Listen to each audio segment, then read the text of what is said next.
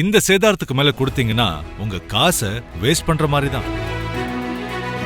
லலிதால வாங்குங்க, நிறைய பணம் சேவ் பண்ணுவீங்க. மின்னம்பலம் நேயர்களுக்கு வணக்கம். இது டிஜிட்டல் திண்ணை. ஸ்டாலினை சீண்டி பார்க்கிறாரா ராகுல் என்ற கோபமும் கொந்தளிப்பையும் அறிவாலய வட்டாரங்கள்ல பார்க்க முடியுது. அதுக்கு காரணம் என்ன என்று விசாரித்தோம். திமுக அரசின் பெண்களுக்கு மாதம் ரூபாய் 1000 கொடுக்கும் மகளிர் உரிமை தொகை திட்டத்துடைய 2ஆம் கட்டம் தொடங்க இருக்கு. ஏற்கனவே 1,13,75,492 பெண்களுக்கு பணம் போயிட்டு இருக்கு. இப்ப கூடுதலாக 28 லட்சம் பெண்களும் சேர்க்கப்பட்டு இருக்கிறாங்க. இந்த திட்டத்தை தொடங்குறதுல இழுபறி இருந்துகிட்டே இருந்துச்சு. ஒரு வழியா நாளைக்கு சென்னை நேரு ஸ்டேடியத்துல பிரம்மாண்டமான விழா நடத்தி தொடங்கி வைக்கிறாங்க. சரி, இதுல எங்க ஸ்டாலினை சீண்டுறாரு ராகுல் அப்படின்னு தானே கேக்குறீங்க. விஷயத்துக்கு வந்துருவோம். இந்த திட்டத்தை தொடங்கி வைக்கிற நிகழ்ச்சியில ராகுல் காந்தியை பங்கேற்க வைக்க சிஎம் ஸ்டாலின் ரொம்பவே விருப்பம் தெரிவிச்சிருக்கிறாரு. ஆனா அது நடக்காமலேயே போயிருச்சு. என்ன நடந்தது அப்படின்னு அறிவாலய வட்டாரங்கள்ல விசாரிச்சோம். மாதம் ரூபாய் 1000 கொடுக்கறது தமிழக அரசோட திட்டம் தான். இப்போ தேர்தல் நேரத்துல ராகுல் காந்தியும் கலந்துகிட்டாருன்னா தேர்தல்ல ஒரு இம்பாக்ட் இருக்கும். திமுக காங்கிரஸ் கூட்டணி பத்தின அரசல் புரசல் பேச்சுக்களுக்கும் ஒரு முடிவு கட்டலாம் அப்படின்னு சிஎம் பிளான் பண்ணாரு. இதை டெல்லியில ராகுல் காந்தி கிட்ட சொல்லி டைம் கூட கேட்டிருந்தோம். ராகுல் டைம் கொடுப்பாரு அப்படின்னு தான் நாங்களும் ரொம்பவே வெயிட் பண்ணி பார்த்துக்கிட்டு இருந்தோம். ஆனா அவர் சொல்ற மாதிரி தெரியல, ரொம்பவே இழுத்தடிச்சாரு. கடைசியில நான் பிஸியா இருக்கேன் அப்படின்னு கையை விரிச்சிட்டாரு. இதுல சிஎம் ஸ்டாலின் ரொம்பவே அப்செட்.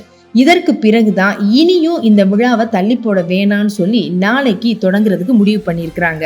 எந்த விழாவா இருந்தாலும் ஸ்டாலின் கூப்பிட்டா ராகுல் உடனே வந்துருவாரு. அதே மாதிரிதான் ராகுல் கூப்பிட்டாலும் ஸ்டாலின் பீகார்ல போய் பேரணி எல்லாம் நடத்திட்டு வந்திருந்தாரு. 2 பேருக்குமான நட்பு நல்லா தானே இருந்துச்சு. அப்புறம் என்ன என்று விசாரித்த போது பார்லிமெண்ட் நடக்குதுன்னு தான் ராகுல் சைட்ல இருந்து முதல்ல சொன்னாங்க. சரி, டிசம்பர் 19ஆம் தேதி அது முடியட்டும், அதற்கு பிறகு அந்த விழாவை வச்சுக்கலாமே அப்படின்னு கூட நாங்க யோசிச்சோம். ஆனா இது குறித்து ராகுல் கிட்ட இருந்து சிக்னலே வரலங்க. அதான் பொறுத்து பார்த்து நாங்களே நிகழ்ச்சியை தொடங்கிட்டோம். இதற்கிடையில பாஜக தரப்புலையும் திமுக கிட்ட கொளுத்தி போடுற வேலையும் ரொம்ப ஜரூரா டெல்லியில நடக்குது. நாடாளுமன்றத்துல எல்லா எம்பிக்களுமே ஒருத்தருக்கு கட்சி பேதம் பார்க்காம சகஜமா தான் பேசிக்குவாங்க. அப்போ பாஜக தரப்புல இருந்து பேசக்கூடிய எம்பிக்கள் திமுக எம்பிக்கள்கிட்ட என்ன சொல்றாங்க தெரியுமா? ஏன் இன்னமும் காங்கிரஸ் தூக்கி சுமக்குது திமுக?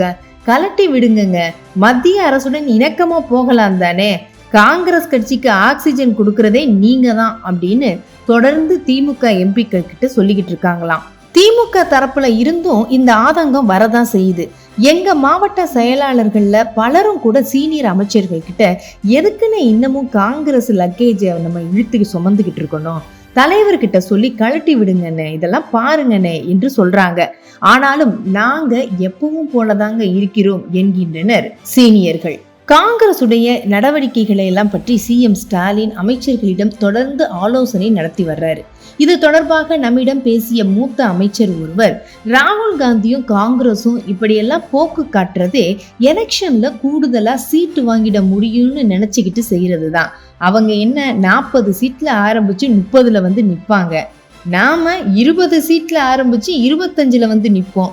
இதுதான் நடக்கும்னு சிஎம் ஸ்டாலினே எங்க கிட்ட சொன்னாரு என்கிறார் மற்றொரு மூத்த அமைச்சர். நம்மிடம் பேசும்போது சிஎம் ஸ்டாலின் ஒரு விஷயத்தை மட்டும் அழுத்தமா திரும்ப சொல்லிட்டு இருக்கிறாரு. அதாவது கடந்த 2021ல காங்கிரஸ் ஜெயிச்ச 18 தொகுதிகள்ல 12 இடங்களை திருப்பியும் அவங்களுக்கே கொடுத்தா நிச்சயம் எதிர்கட்சி தான் ஜெயிக்கும். அந்த அளவுக்கு ஒஸ்டா இருக்குங்க. அவங்க என்ன நடந்திருக்கிறாங்க அந்த தொகுதிகள்லன்னு தெரியல. அந்த தொகுதிகளை எல்லாம் காங்கிரஸ்டம் இருந்து மாத்தி விடணும். அப்பதான் நம்ம பேலன்ஸ் பண்ண முடியும். காங்கிரஸ்ன்னு இல்ல, விசிகாவுல கூட 4 தொகுதிகள்ல 2 இடங்களை மாத்தணுங்க. அங்க பெர்ஃபார்மன்ஸ் சரியா இல்லைன்னு தான் எனக்கு ரிப்போர்ட் வருது என்கிறாராம் ஸ்டாலின். ஆனால் இடதுசாரி கட்சிகளுக்கு கொடுத்த சீட்டுகள்ல பிரச்சனை எதுவும் இல்லை என்றும் ஸ்டாலின் கூறியிருக்கிறார்.